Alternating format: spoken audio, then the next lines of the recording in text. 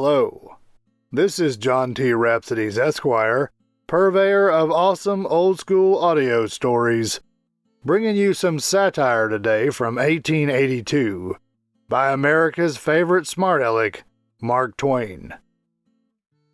Samuel Clemens, famously known as Mark Twain, walked the earth from 1835 to 1910, coming into the world and leaving it with Halley's Comet. Hear the words of old. Lionizing Murderers, from 1882, by Mark Twain. I had heard so much about the celebrated fortune-teller, Madame So-and-so, that I went to see her yesterday. She has a dark complexion naturally, and this effect is heightened by artificial aids which cost her nothing.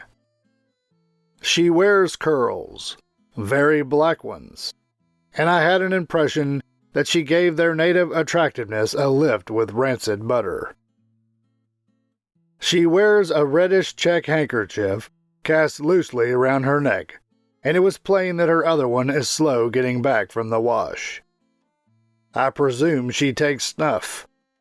At any rate, something resembling it had lodged among the hairs sprouting from her upper lip. I know she likes garlic. I knew that as soon as she sighed. She looked at me searchingly for nearly a minute with her black eyes and then said, "It is enough. Come." She started down a very dark and dismal corridor, I stepping close after her. Presently she stopped and said that, as the way was so crooked and dark, perhaps she had better get a light. But it seemed ungallant to allow a woman to put herself to so much trouble for me, and so I said, "It is not worth while, madam. If you will heave another sigh, I think I can follow it." So we got along all right. Arrived at her official and mysterious den, she asked me to tell her the date of my birth, the exact hour of that occurrence, and the color of my grandmother's hair. I answered as accurately as I could. Then she said, "Young man, summon your fortitude, do not tremble. I am about to reveal the past. Information concerning the future would be, in a general way, more—" "Silence! You have had much trouble, some joy, some good fortune, some bad. Your great-grandfather was hanged. That is Silence! Hanged, sir, but it was not his fault. He could not help it. I am glad you do him justice. Grieve rather that the jury did. He was hanged.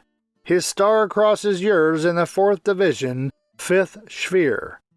Consequently, you will be hanged also. In view of this cheerful— I must have silence. Yours was not, in the beginning, a criminal nature, but circumstances changed it. At the age of 9, you stole sugar. At the age of 15, you stole money. At 20, you stole horses. At 25, you committed arson. At 30, hardened in crime, you became an editor. You are now a public lecturer. Worse things are in store for you. You will be sent to Congress, next to the penitentiary. Finally, happiness will come again. All will be well. You will be hanged." I was now in tears. It seemed hard enough to go to Congress, but to be hanged, this was too sad, too dreadful. The woman seemed surprised at my grief. I told her the thoughts that were in my mind. Then she comforted me. "Why, man," she said, "hold up your head. You have nothing to grieve about. Listen." The fortune-teller went on to tell the details of the exact history of the Pike Brown assassination case in New Hampshire, from the succoring and saving of the stranger Pike by the Browns to the subsequent hanging and coffining of that treacherous miscreant. She adds nothing, invents nothing, exaggerates nothing. See any New England paper for November 1869. This Pike Brown case is selected merely as a type, to illustrate a custom that prevails not in New Hampshire alone, but in every state in the Union. I mean the sentimental custom of visiting, petting, glorifying, and snuffling over murderers like this Pike, from the day they enter the jail under sentence of death until they swing from the gallows. The following 1866 extract from the Temple Bar in England reveals the fact that this custom is not confined to the United States. On December 31st, 1841, a man named John Johns, a shoemaker, murdered his sweetheart, Mary Hallam, the daughter of a respectable laborer at Mansfield in the county of Nottingham. He was executed on March 23, 1842. He was a man of unsteady habits, and gave way to violent fits of passion. The girl declined his addresses, and he said if he did not have her, no one else should. After he had inflicted the first wound, which was not immediately fatal, she begged for her life, but seeing him resolved, asked for time to pray. He said that he would pray for both and completed the crime. The wounds were inflicted by a shoemaker's knife, and her throat was cut barbarously. After this he dropped on his knees some time, and prayed God to have mercy on two unfortunate lovers. He made no attempt to escape, and confessed the crime. After his imprisonment, he behaved in a most decorous manner. He won upon the good opinion of the jail chaplain, and he was visited by the Bishop of Lincoln. It does not appear that he expressed any contrition for the crime, but seemed to pass away with triumphant certainty that he was going to rejoin his victim in heaven. He was visited by some pious and benevolent ladies of Nottingham, some of whom declared he was a child of God, if ever there was one. One of the ladies sent him a white camellia to wear at his execution. Thus ends the example from England. The fortune-teller continued, "You will live in New Hampshire. In your sharp need and distress, the Brown family will succor you, such of them as Pike the assassin left alive. They will be benefactors to you. When you shall have grown fat upon their bounty, and are grateful and happy, you will desire to make some modest return for these things, and so you will go to the house some night and brain the whole family with an axe. You will rob the dead bodies of your benefactors, and disperse your gains in riotous living among the rowdies and courtesans of Boston. Then you will be arrested, tried, condemned to be hanged, thrown into prison. Now is your happy day. You will be converted. You will be converted just as soon as every effort to compass pardon, commutation, or reprieve has failed. And then, why, then, every morning and every afternoon, the best and purest young ladies of the village will assemble in your cell and sing hymns. This will show that assassination is respectable. Then you will write a touching letter in which you will forgive all those recent Browns. This will excite the public admiration. No public can withstand magnanimity. Next, they will take you to the scaffold, with great éclat, or ostentatious display, at the head of an imposing procession composed of clergymen, officials, citizens generally, and young ladies walking pensively two and two, and bearing bouquets and immortelles. You will mount the scaffold, and while the great concourse stand uncovered in your presence, you will read your sappy little speech which the minister has written for you.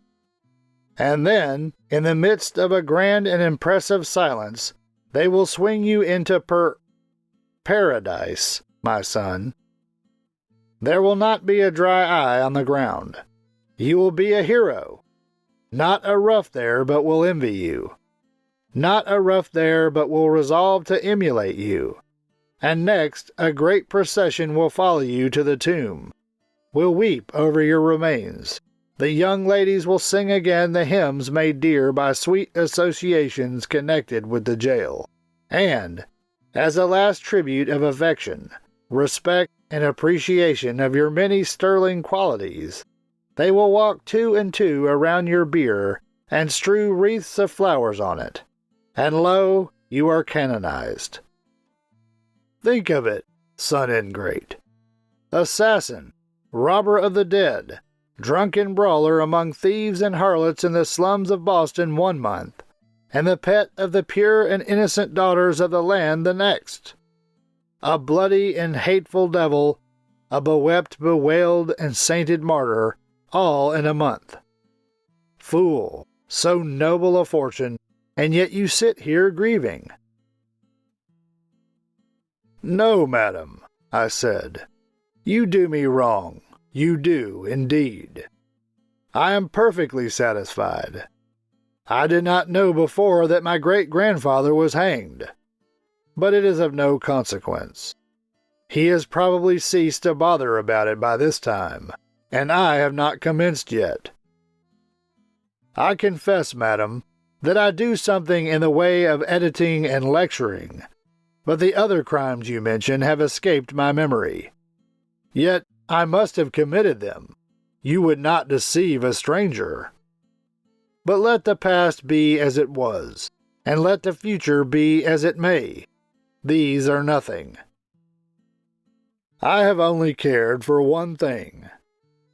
I have always felt that I should be hanged some day, and somehow the thought has annoyed me considerably.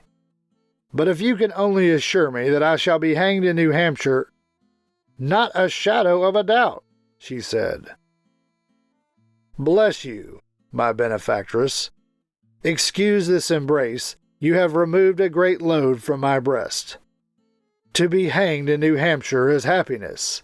It leaves an honored name behind a man, and introduces him at once into the best New Hampshire society in the other world. I then took leave of the fortune-teller. But seriously, is it well to glorify a murderous villain on the scaffold, as Pike was glorified in New Hampshire? Is it well to turn the penalty for a bloody crime into a reward? Is it just to do it? Is it safe? And that concludes Mark Twain's 1882 satirical story called Lionizing Murderers. This is John T. Rhapsodes, Esquire, purveyor of awesome old-school audio stories. Thank you for listening. You can find more stories like this in the channel's playlists. Find them by staying tuned for the last 20 seconds of this video and clicking on the end screen icons. You can also go to the channel homepage and click on the Playlist tab. If you enjoyed this story and would like to hear more, please help me earn the warm embrace of Mr. and Mrs. YouTubes who look with loving favor upon those channels whose listeners faithfully subscribe, like, comment, click the notification bell, and share the videos with their friends, so that they too can hear the words of old.